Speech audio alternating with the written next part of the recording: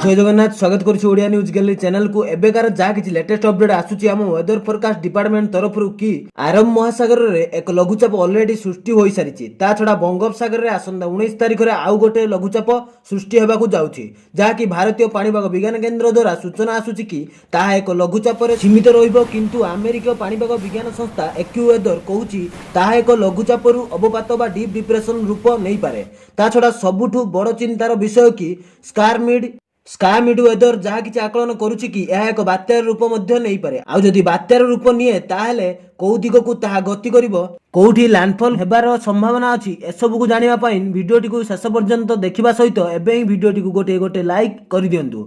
जो माने भी नुआ करी चैनल टी को आसीथिबे चैनल टी को सब्सक्राइब करिकि पाखरे आसुथिबा घंटर आइकन को मध्य दबाई दियंतु, जहा द्वारा वर्षा बन्या बात्यार सबुठु फास्ट अपडेट आपण मानक पाखरे पहुंची जिवो। तो डेरी न करी आरंभ करिबा कोन आईएमडी बा भारतीय पाणीपाग विज्ञान केंद्र तरफरु सूचना जारी करा जायछि, जहा द्वारा कुहा जायछि कि आसंदा 19 तारिख रे पुणी एक लघुचाप सृष्टि हेबा पई जाउछि।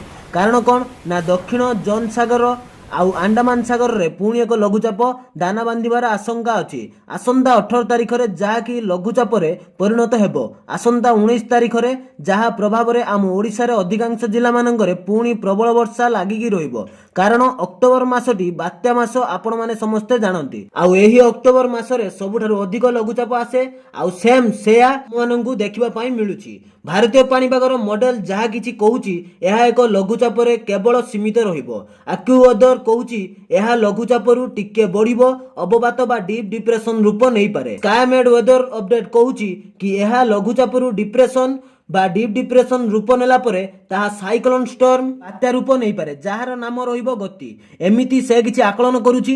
आउ एहा किछि अपडेट होउछि कि आसंता 24 रु 48 घंटा मध्य रे आउ क्लियर विजुअल आसी जिवो, जणा जिवो कि लघुचापटी बात्या रे परिणत होबो कि लघुचाप रे ही सीमित रहिबो।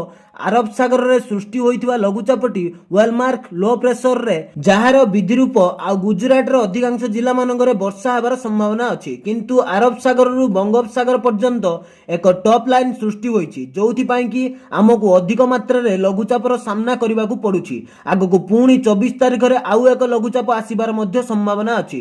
ता छडा आसंदा 2 दिन पर्यंत हम ओडिसा रे अधिकांश जिला मानक रे पाग मुख्यतः सुखिला रहिबो। किछि किछि जिला मानक रे झिपिझिपि वर्षा हेबार संभावना अछि। आपण मानक एरिया रो पाणीपागर सूचना कोन अछि निहाती गोटे कमेंट रे लेखंतु। वीडियोटी भलो लागिथिले समस्तनक पाखकू शेयर करिबा सहित समस्तनकू सचेतन मध्य करंतु एवं वीडियोटी को छोटिया लाइक टे देबा पई भूलिबेनी। वीडियोटी को शेष पर्यंत देखिथिबारु पुणी थरे हृदयरु आपण माननकू बहुत बहुत धन्यवाद। जय जगन्नाथ, वंदे मातरम।